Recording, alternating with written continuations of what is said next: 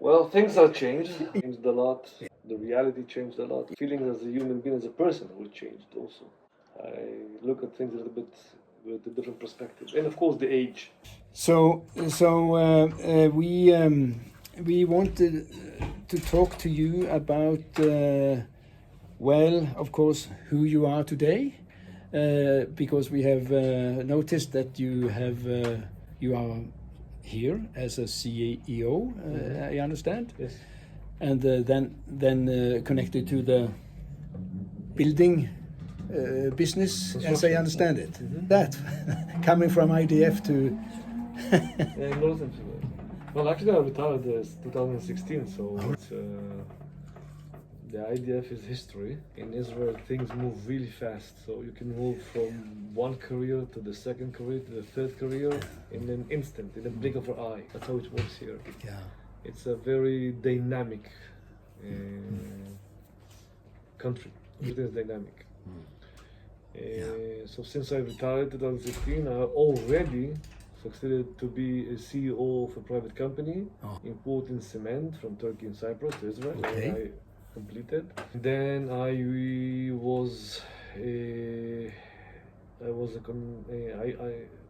I've been a consultant to the biggest cement company in Israel, and I was located in Ramallah for 5 years. My office was there, and I sold cement to my Palestinian clients in the West Bank and in Gaza.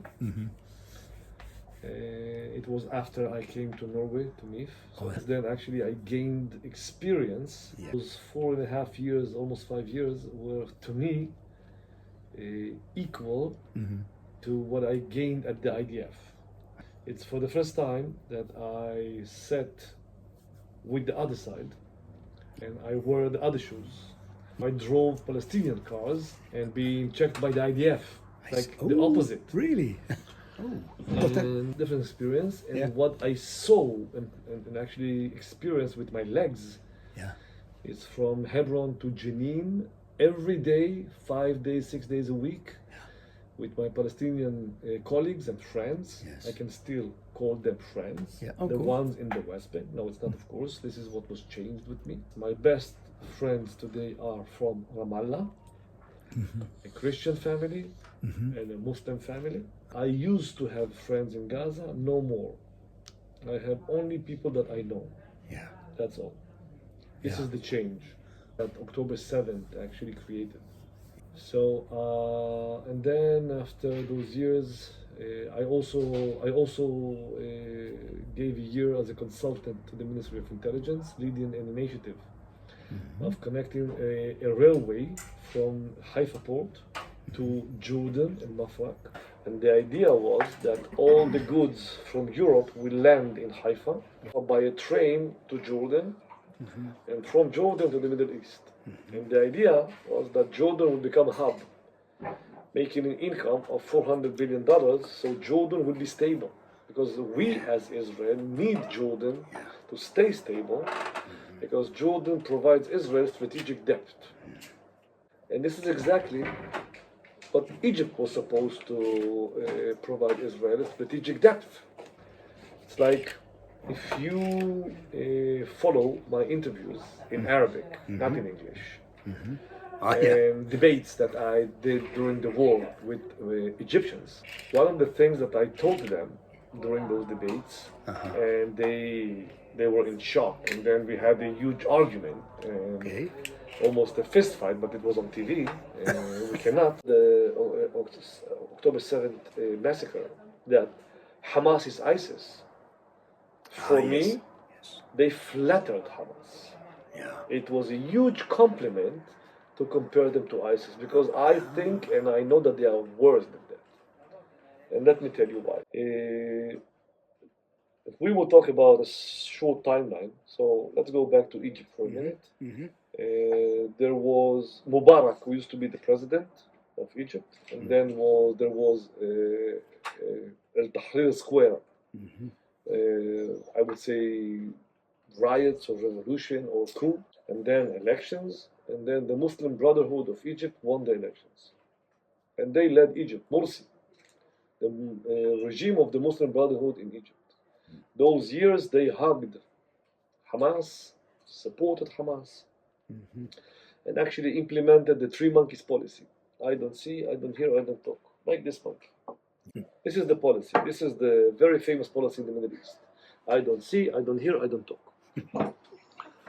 It means, on the ground, we as Egypt respect the agreement that was done when Israel disengaged from Gaza, and the crossing of Rafah will not work unless inspectors are there. And of course, Hamas conquered Gaza, led the coup in Gaza, and they conquered Gaza from the unity government in June 2007. But as Mubarak before us, this is what they said, they are using tunnels underground, but what can we do?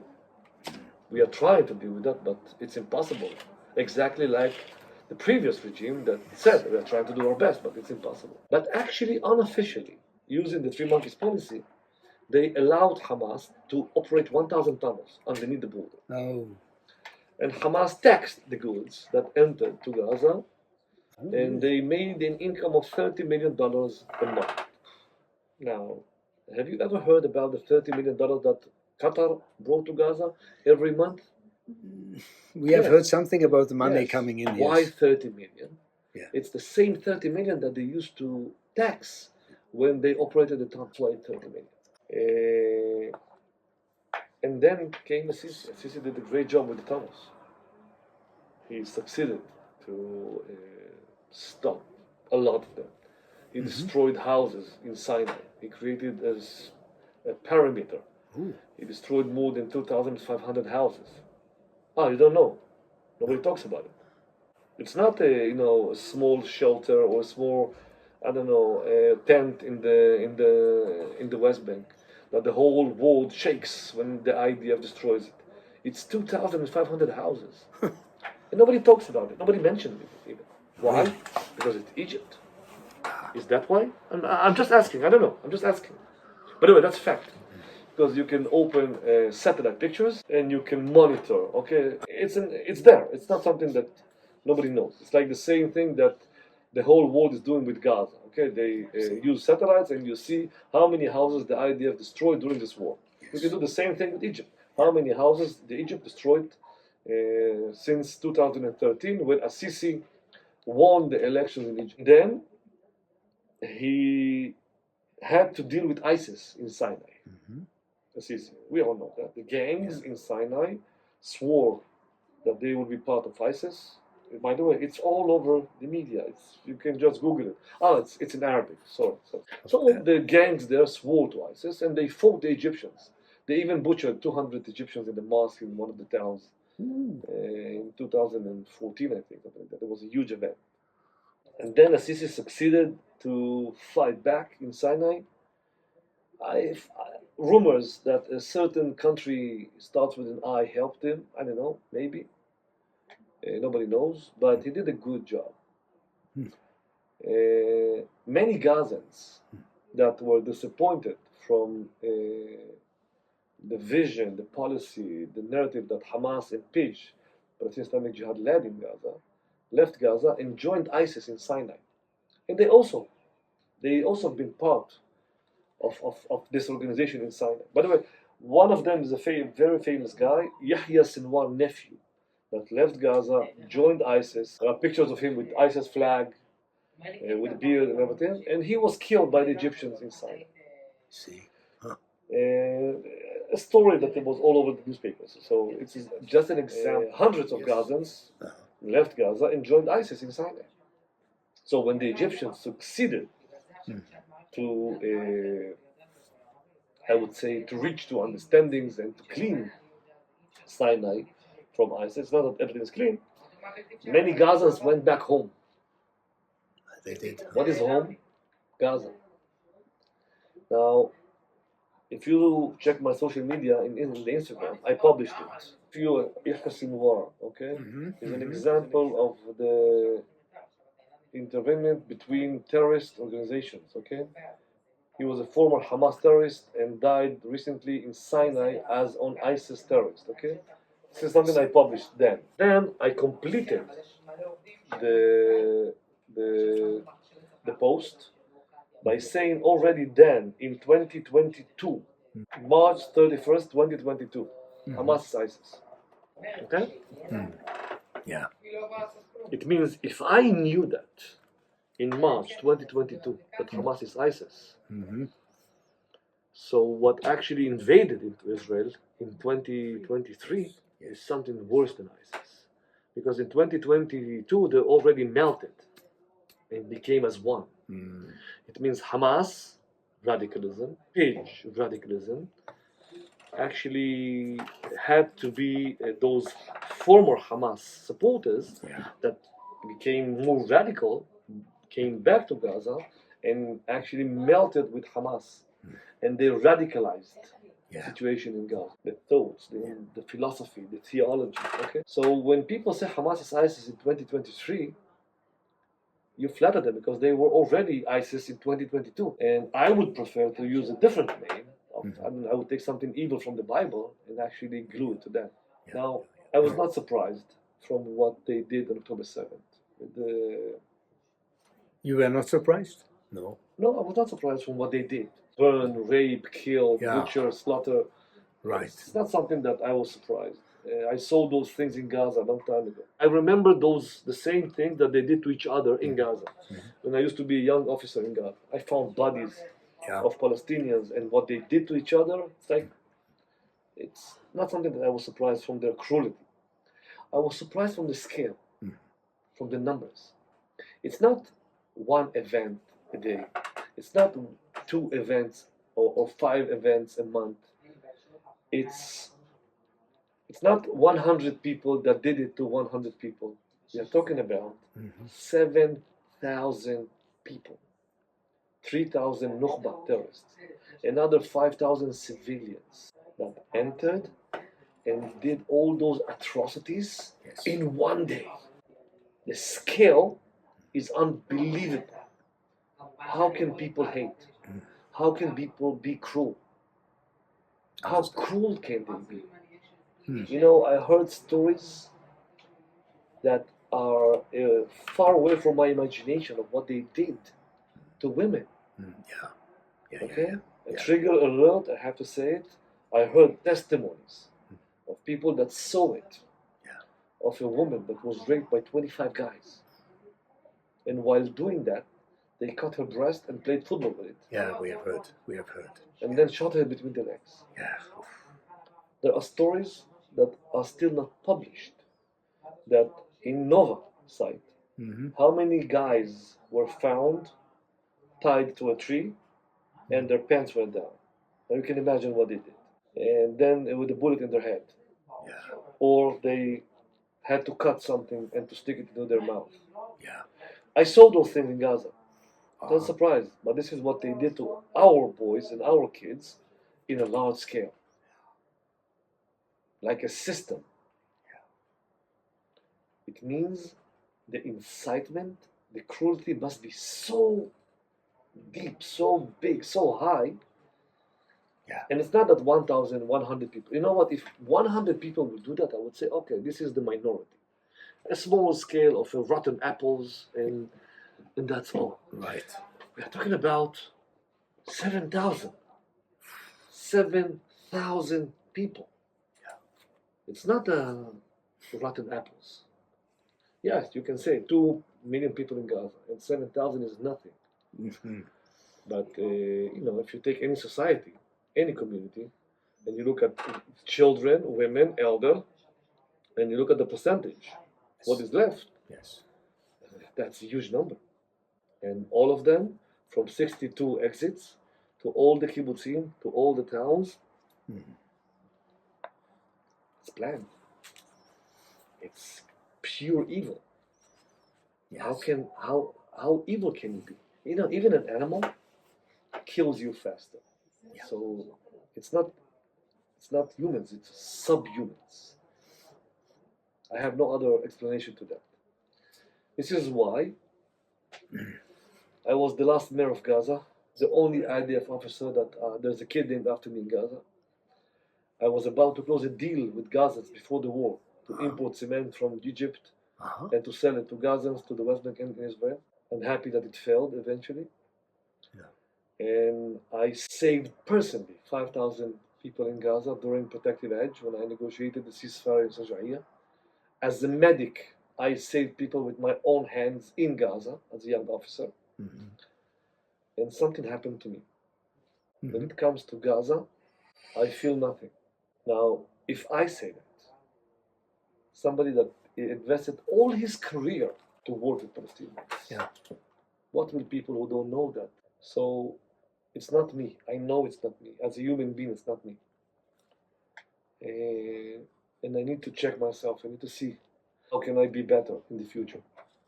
So my heart will not be cold as ice when it comes to Gaza. But what can you expect? What can I expect from them now during this war? So many people were killed because of Hamas, by the way. Not because of us. I will not blame ourselves. They attacked us. They started the war. We responded. Simple as it is. And I would prefer to see those things black and white. Like the whole world accuses us for what? For something that they did? They started? It's not that we entered to Gaza and butchered and slaughtered and killed. Oh no. They started the war. If you start a war, there are consequences to a war. The Nazi Germany started the war, and then the whole world fought back until they kneeled and they surrendered. Yeah. And the Soviet army killed any man. I know that because I know the stories from my dad. My dad survived Auschwitz. And he told me the story of the Soviet army when they entered to Berlin. Any man, any German man that I'm not raised his hand or whatever, they just killed him. That's the price if you start a war. Again, I'm not here to justify it. I'm not saying that. Why? We asked the same question. You know, if there's a message that I want to send back home to Norway, is the following. Mm-hmm. And during my tours, the war and lectures, I keep talking about it. Okay. Mm-hmm.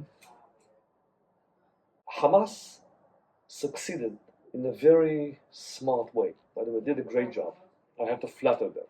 They did a great job to justify what they did using Western terms, Western understandings. For example, just an example.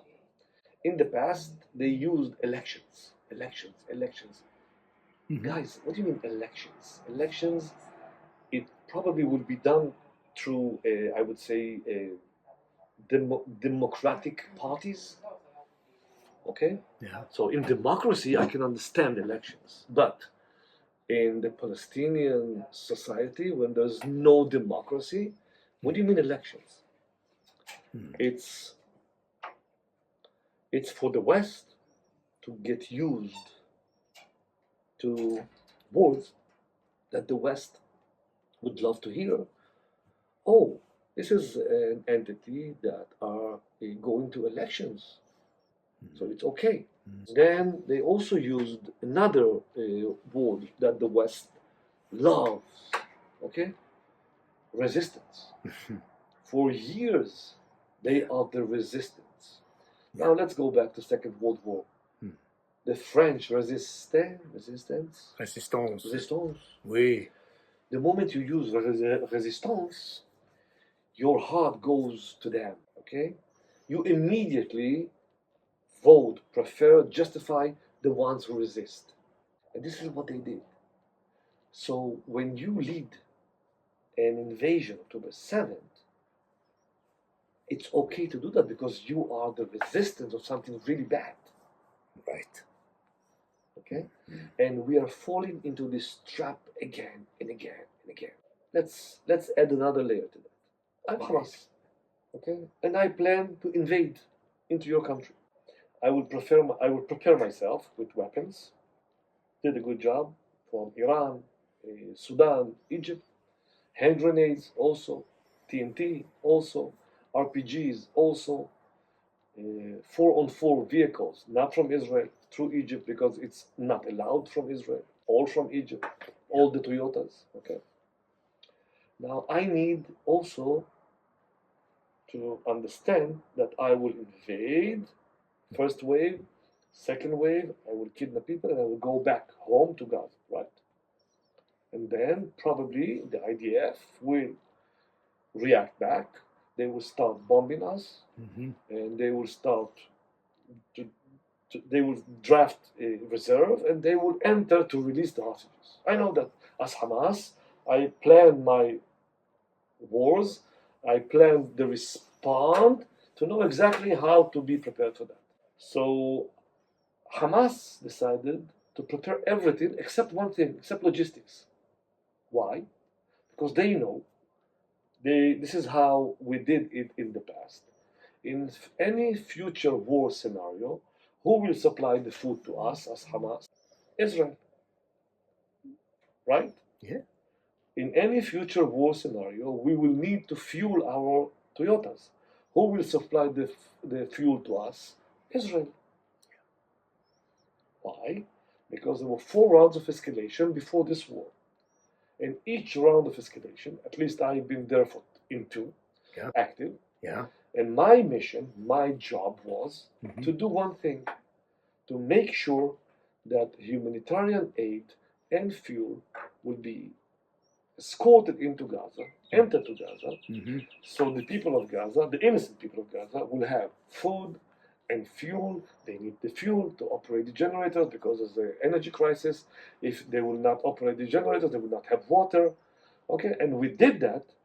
4 rounds of escalation. I did a great job in protective edge, 5,745 trucks. The guys that came after me, they did a way better job in May 2021. Okay, they were excellent. So Hamas learned from 4 rounds of escalation that you can launch rockets, you can invade, you can kill, you will go back to your shelters, and your enemies will make sure that you will get the food that you need. Now, we are doing that because it's our values. We are doing that because we are a Western country, this is our morality. And we are also doing that because this is what gives us legitimacy to continue fighting against the ones that attacked us. But actually, by doing that, we are supplying our enemies food. By doing that, we are supplying our enemies fuel to fuel the rocket that they will launch into Israel. By doing that, we will supply our enemies fuel to fuel the Toyotas that they will invade with them into Israel. I'm asking you, what would you do? Would you, as Norway, supply, I don't know, Russia or Finland food so they will continue attacking you? Probably not. Oh, so why only with Israel? Why only in Israel? So when people talk about humanitarian aid, this is exactly what Hamas wanted you to define. Okay? They will never tell you this is supply to our forces. This is humanitarian aid. Let's paint it like resistance. Let's paint it like we are the victims. Let's paint it like humanitarian aid. Then the West cannot say, don't do that, because this is aid. No, guys, there's another side to that coin.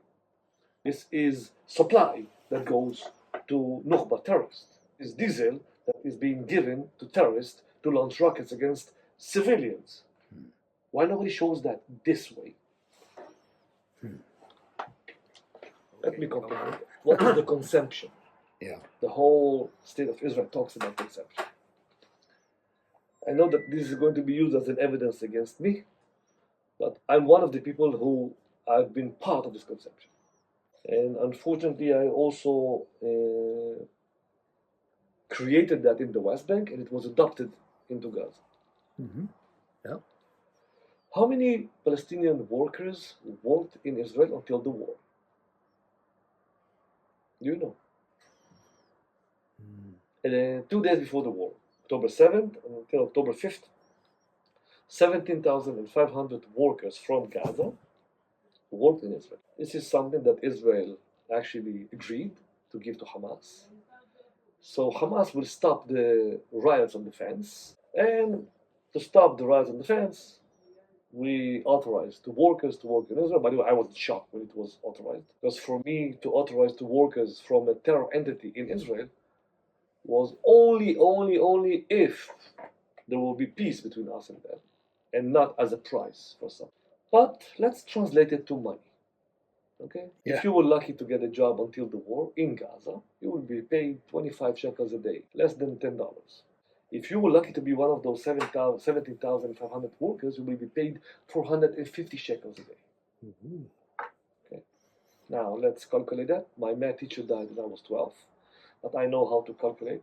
17,500 workers, each one of them makes 450 shekels a day, 5 days a week, 4 weeks a month, 12 months a year, $500 million cash from Israel to Gaza. Norway always also paid taxes to the UN and UNRWA. The EU, it's the United States, it's the United Kingdom, it's the whole West.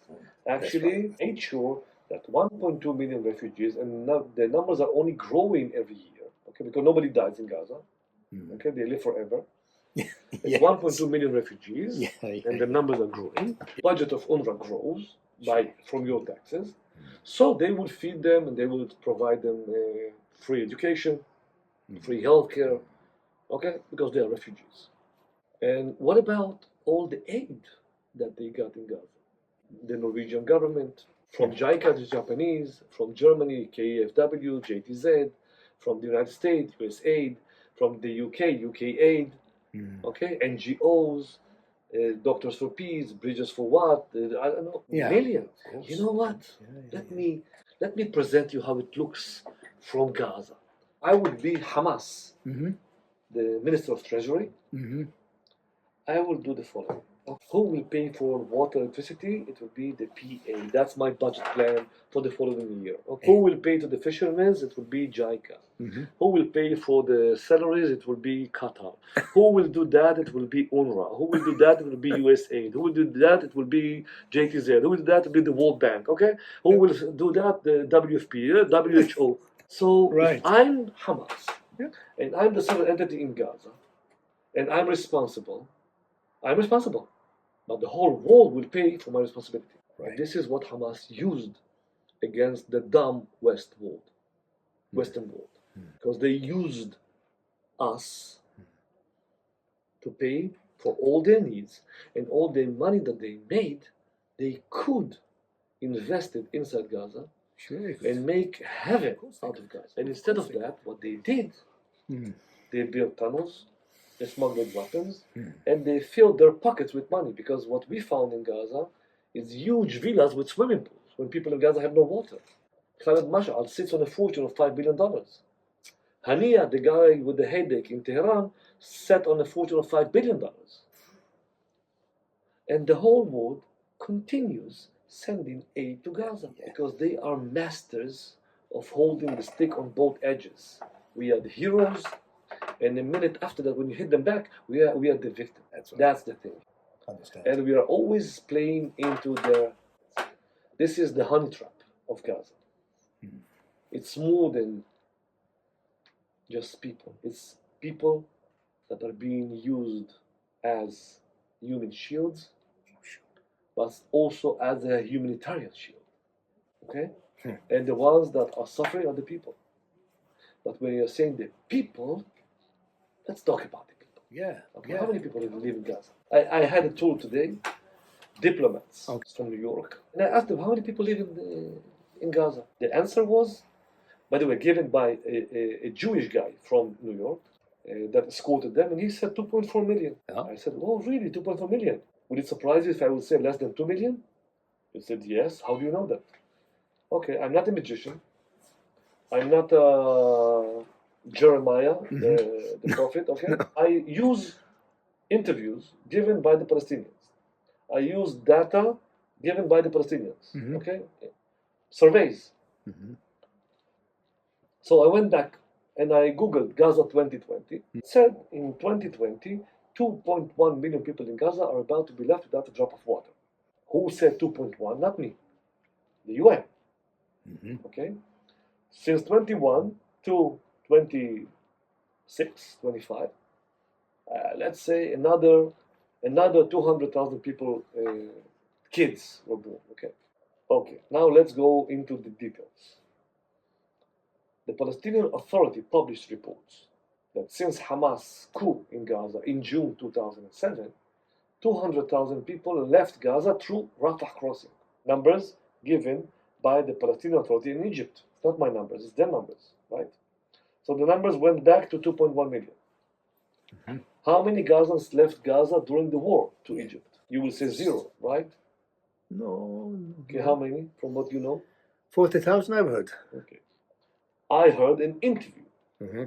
given by the Palestinian ambassador in Egypt. Okay. And he said, until last May, Mhm. 100,000 people left Gaza Oh. from Gaza to Egypt. It means 2 million, right? Mhm. Okay. He forgot to mention one fact. Each one of those people paid $5,000 per head. How much money is that? Just a minute. 100,000 people in Gaza can afford $5,000 per head? Gaza so poor? What about all the money I just mentioned? You know what? I would check the World Bank. Well, the World Bank releases reports every year about the situation in Gaza. Where are all the numbers?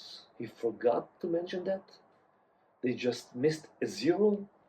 They checked only the legal money. What about the illegal? What about the tunnels? What about the other things? It's not worthy to be mentioned. Why they did that? Because they had an interest to get more budget? Why they never mentioned it? Because so UNRWA will continue squeezing your money from Norway so they will be able to get more money and aid and I don't know what. And you know what? Even if it's aid given to Gaza, according to the number of 2.3 million, but there are only 2 million people in Gaza. So how come they continue sending aid to another 300,000? Somebody takes it. Somebody uses it. Somebody enjoys from it. Who is that? Why nobody checks? Questions. As we are being asked questions as Israel, I want the whole world to ask all those organizations, the World Bank, UNRWA, the UN, everybody, the same questions. And your answers are dependent on what? My answers are dependent on official interviews and data given by the Palestinians. Oh, I understand Arabic. Maybe that's the difference because you will not hear it in English. Maybe, but not. You will always hear that in Arabic, not in English. You will get interviews in English that would be totally different than interviews in Arabic. Simple. So there was another interview given by Hamas senior during the war in Lebanon, and the reporter in Lebanon asked him the following: how come you, Hamas, couldn't build even one shelter to the people of Gaza so they would be safe during this war? Because you knew that you start a war and the IDF will bomb you. So you could build shelters, the people of Gaza, so they would be safe. Sure. And you invested and you created 500 kilometers of underground tunnels. His response was, and there's an interview, by the way, given by him in Arabic, of course, not in English. And the answer was the following: we built the 500 kilometers of underground tunnels for our Nukhba, freedom fighters. Who? The people of Gaza are not our responsibility, it's the UN's responsibility. Do you get the idea?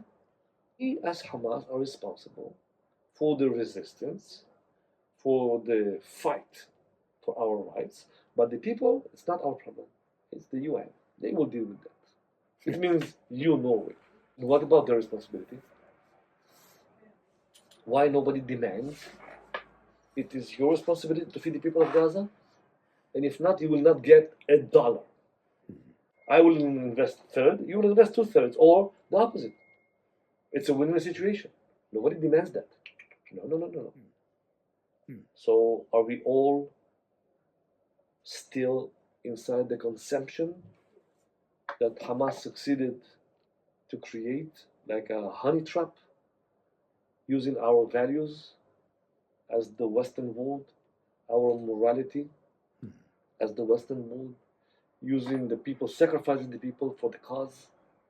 You know, we, and I'm proud to say it, as the Israeli state, as the Jewish state, invested billions of dollars to invent new weapons and technologies to do one thing: to save lives. Sure.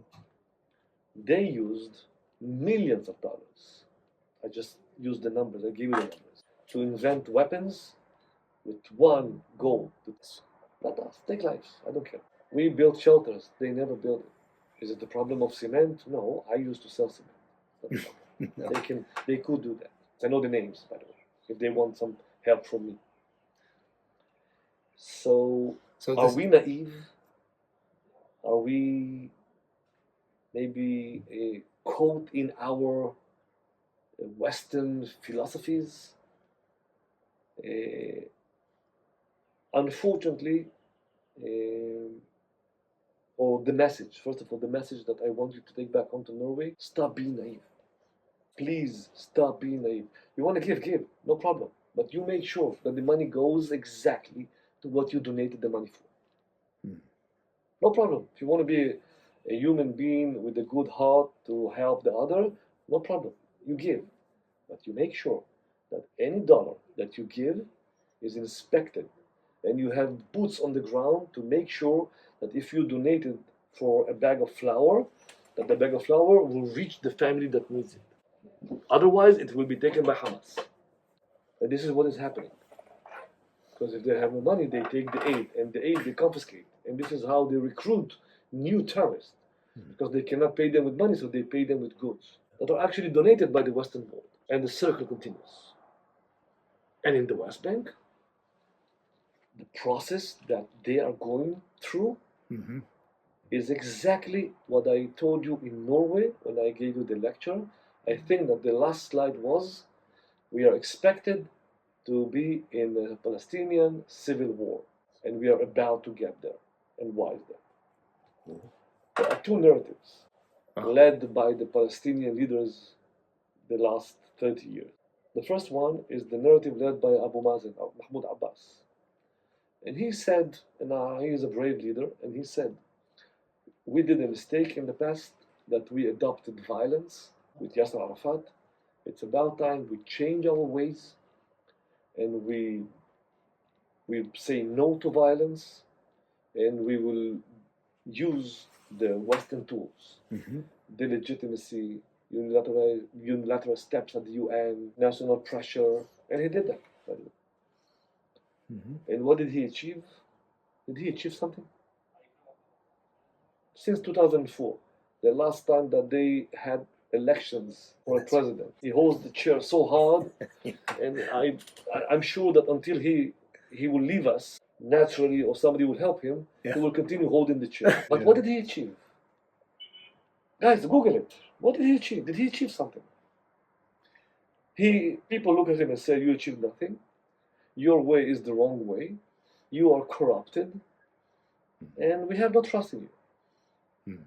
And this is your way. This is narrative number A. Narrative number B, or A, is the narrative of Muqawwama. Muqawwama, if you translate it from Arabic to English, is excellent, resistance. Muqawwama, if you translate it to Hebrew, it sounds bad, it's terror. Okay? So, what is the way Hamas is leading? The way of Muqawwama. Hamas, Page, the terror organizations in Gaza. And what did they achieve? They achieved a lot. They kidnapped a soldier, Gilad Shalit, and we released prisoners. They led rounds of escalations, and we negotiated. And money flew to Gaza, and aid flew to Gaza. Every round, negotiations, ceasefire, and we gave something more. They led a war with Israel. They are the heroes of the Arab world. We need to remember that. Because a victory is a victory in the eyes of the beholder.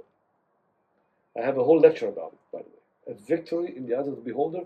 Just an example. We had a huge war here in 1973, Yom Kippur. If you ask any Israeli who won the war, he will tell you Israel. If you ask any Arab in the Middle East who won that war, they will tell you Egypt. And then you ask the Israelis, how come Israel won? They will tell you they tried to enter, they failed. They tried to conquer, they failed. They entered, and then they withdraw. And then we circled them, and eventually we kept our assets. We asked the Egyptians, 100 million Egyptians, that every year celebrate October 6th victory. They will tell you, we won that war. We succeeded to surprise them. This is why it is a celebration for 50 years, every year, again and again. This is why there's a town named after this victory. Really? Yes. This is why there is a museum that presents in Cairo the victory. And this is the reason why they made peace, because they won. So they are coming from an attitude or reality that we are the ones who won, we are doing you a favor, that we are willing to get that peace. It's also a battle of Islam, by the way. But I don't want to open that. It's there. And then came Hamas. 50 years and a day exactly after the biggest victory in the Middle East. And Hamas succeeded to steal the victory from Egypt, from Assisi, and to show the Arab world what we achieved October 7th is 10 times more than what you achieved on October 6th, 73. You succeeded to surprise them. We succeeded to cross the border, to conquer kibbutzim and moshavim, to kill them in their houses, to humiliate them by raping them and burning them and cutting their heads and organs, and to kidnap. And you, Egypt, released the soldiers that you took as how do you say, prisoners of war. We are not giving up. We will continue holding them. We're not afraid. So actually, they stole the story of glory. Small, tiny organization that is even uncomparable to Egypt, the greatest Arab nation, succeeded to achieve and to steal the victory from them. This is why here in the Middle East, with Hamas, with Egypt, with the Middle East, we are obligated to defeat this enemy. Otherwise, it will be copied. It will be they will do it again and again and again, not only here, but they will look at it and say, if they succeeded, we will also succeed. And the same thing will happen in Europe, and the same thing will happen in the States, unless they will understand, if you do something like that, the outcome of your acts are elimination. And we need, as part of the West, to understand that. Because if you ask me personally, I believe that Christianity in Europe is in risk. I believe that we are here in Israel are in risk. And I think that what we will see is a trend in the following 20 years that the Muslim Brotherhood and Islam will enter into the veins of all the systems of being able to get control. I'm sorry to disappoint you with those bottom lines, but in the West Bank, and this is how I want to wrap it, they are disappointed from Abbas. He's 88, 89 years old. Eventually, guys, he will leave us. So what we will see is a Palestinian civil war to buy the hearts of the people, to show who is stronger. And what will be the element to buy the heart of the people is to show them who kills more Jews. So a Palestinian civil war is actually going to have a huge impact on us, because they will want to show who is stronger by killing us. And I said the same thing almost 9 years ago, and this is exactly what is happening. Because since May 2021, after the fourth round of escalation with Hamas in Gaza, this is exactly the process in the West Bank. And we are heading quite fast to a Palestinian civil war, unfortunately. So it is only the beginning. And the last sentence that I would say is that Yahya Sinwar in Gaza started something that is taken from the theory of chaos. The butterfly wings moved somewhere and led or created a hurricane in the atmosphere. And the same thing happened from Gaza. Sinwar moved the wings of Muqawama, and actually the tornado in the Middle East, just look at it, small place, the Gaza Strip, led a huge tornado in the Middle East that changed the battle between Shia and Sunnah. Iran, Shia, strong enough with Hezbollah Iraq, Syria, Hezbollah Lebanon, trying to conquer the Middle East. Okay, Shias, right? And then by joining the butterfly wings by Hezbollah in Lebanon, by Syria, okay, led to a huge collapse of the Shia branch, and now Iran are trying to negotiate. But then it brought Sunnah to lead this wave. So we can see the same thing happening in Lebanon. Jabhat al-Nusra. Al-Julani, if you ask me who is he, he's Bin Laden in a suit. Is $2,000, worth $2,000. And we see a Sunni trend. Okay, Turkey, Syria, Lebanon. What else? Saudi Arabia. All of that actually pushing Shia aside. Egypt. Now, if you look closely on the origin of Al-Qaeda, it's not Shia, it's Sunnah. If you look at the origin of ISIS, it's not Shia, it's Sunnah. So who is worse? Iran, leading the Shia axis, or Sunnis, led by Erdogan or Julani with the Sunni axis. And this is actually what October 7th created. Is there any solution on the conflict on Gaza Strip? I think that there's a solution. I think that at the beginning of the war, I was wrong. And I led tours, and what I said that to end this war and to win, what we need is that the commander of the Southern Command, the guy that failed, that he will stand on Ali Muntar Hill, the highest place in Gaza Strip, with two heads in his hand, deaf and Sinwar. And I was wrong.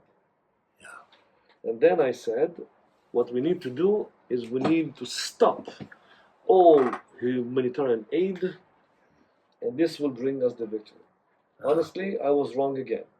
I have no problem to confess and to say I was. But then I realized that the only thing that will lead us to win will be to pull the carpet under the legs of Hamas. Because what do they want? They want to stay, and to stay as the sovereign entity, right? But if they will have nobody to rule at, they will have no reason to stay. So I believe that we need to use the triangle. I have in my lectures, I talk about the holy fuel triangle. It's about humanitarian aid and fuel and hospitals, whatever.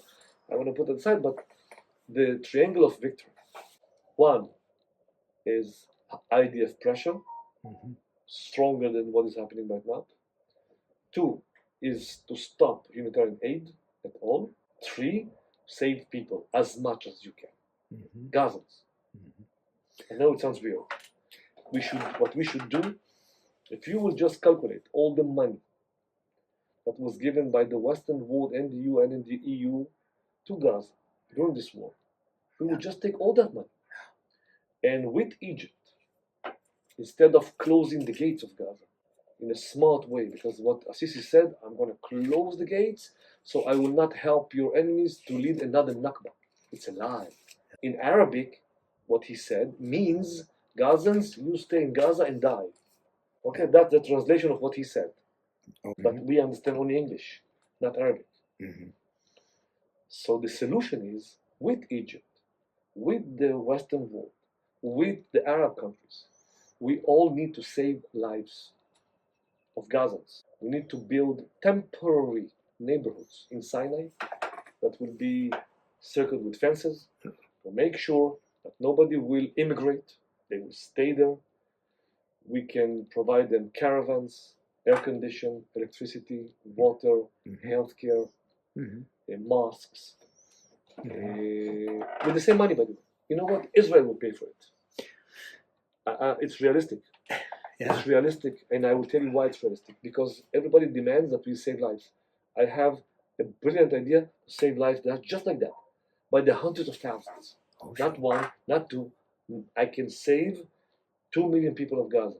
2 million people. You know what? 2.5 million people of Gaza. And so they will not live in this reality of Gaza. Just imagine. let's talk just about education, okay? It's the second year that kids in Gaza lost school. There's no school. How will Gaza look 20 years from today? I remember my mom. She survived the Holocaust. She started her first grade when she was at the age of 9. It means she missed education. She never knew how to read and write, my mom. She passed away 2 years ago without knowing how to read and write. Is that what we want to see from the Gazans in the future? If this is the aid we want to supply them? In Gaza, it's all destroyed, so let's save lives. It's not politics. It's not about immigration. It's not the Trump plan. I don't care, okay? All I care is let's save lives. So we will open the borders. We will build those temporary neighborhoods. I've been in touch with Turkish companies. At the beginning of the war, they wanted me to be their consultant. So they will produce 300 caravans a day. So we will bring them into Gaza. Okay, let's use that. Turkey will provide the caravans. We will pay for it. Or Norway. We will install them in Sinai. And then at the end of this year, they will go back to Gaza and Egyptians will live there. No problem at all. Okay? We will sign on it. We will commit. President Trump will also state that it is an Israeli commitment. And we will check all of them and they will leave and they will be all saved and live decent life. Would you agree to that? That they will live normal, decent lives? Yes. Who will stay in Gaza? Who will decide to stay in Gaza will have one of two options. Option number one, raise a white flag. Yeah. Okay? Option number two, die. Okay? So if you want to live, you cross and you live there and you'll be saved. And your future, the future of your kids will be saved also. If you prefer to support terror, stay there and you can have or surrender or die. Simple. Let me ask you, as Norway, would you do something else with your enemies? We, of course, would like to save lives. That's for sure. That's what I want to do. Yeah. That's why I'm saying there is a triangle. And the triangle is not only kill, kill, kill, fight, fight, fight. The triangle is fight, stop aid, but save lives. But let me ask you one question, because I heard a guy from a Palestinian say to an Israeli journalist that all people, everybody on Gaza Strip, were more or less terrorists. So I would ask you, there are really civilian people there that are not connected to Hamas? I would say, whoever says that he knows the answer is a liar. Yeah. I don't know the answer. I don't know the answer. I do know the following. Yeah. Okay? Again, I don't know the answer. I will never even try and tell you that I will try and find out and check it, because there's no, it's impossible. Like, how can you know what is hidden in people's hearts? That's right. I do know the following. In June 2007, Hamas conquered Gaza from the unity government, leading a coup. They executed 700 Fatah officials using Palestinian numbers, not my numbers. How many kids up to the age of 14 lived in Gaza then? The numbers are something like 700,000 kids. Oh. Okay. It means the possibility that 700,000 kids studied in schools that were under Hamas control is a very high percentage. Sure. That many of them will probably live according to Hamas philosophy and theology. Understandable. Do we agree to that? Yeah, sure. Yes. Let's add. How many kids were born in Gaza from 2007 and until the war? Another 600, 700,000 kids. We can assume that they also participated in the educational system of Hamas. Some of them are still young, but let's assume that this is the truth. I know from personal connections with the Palestinian Secret Service, because it was one of my responsibilities in the past. And I remember seniors that were part of the PA that they said then, originally something like 300,000 Gazans support Hamas and ISIS. It was before we disengaged. It was before the Second Intifada, so let's say the 300 became 600. Logically? The number is logic to you? Yeah. In more than 15 years, 300,000 people. Yeah, why not? Okay. How many people left Gaza since Hamas conquered Gaza? 200,000. During the war, another 100,000. So what is actually left in Gaza? If you assume that there are 2.4 million people in Gaza and you believe to the numbers that they published, I would not believe. So you will say, okay, so something like, I don't know, 500,000 people are innocent. If you don't believe the numbers, actually the numbers are a little bit less. It's 1.2 million, 1.9 million, 1.9. Why? Because it was 2.3 and 200 left, another 100 moved, it's 2 million. How many people died in Gaza during the war? They say 55,000, okay? Another 100,000 were more injured, and some of them were already evacuated, okay? Let's say that I believe the number of 55. I do not. No. No, I will tell you why. I'll tell you why. I have a reason why not to believe. You know, I would believe and accept that number if the other side will mention the following. There was another interview given in Lebanon by Hamas senior, and it's in Arabic. And that's why you don't know about it. And that interview was against or as a response to an interview given in Israel by Minister Gallant, Minister of Defense. And Minister Gallant, with his voice, he said Israel killed 12,000 terrorists in Gaza. One of the interviews, it's there, you can find it. Mm-hmm. And a Lebanese reporter interviewed that Hamas senior, and he told him, what have you to say about the number that Minister Gallant just mentioned? And he looked at him and he said he killed 12,000 terrorists or our Nukba fighters. He's a liar. He killed only 6,000. You know what?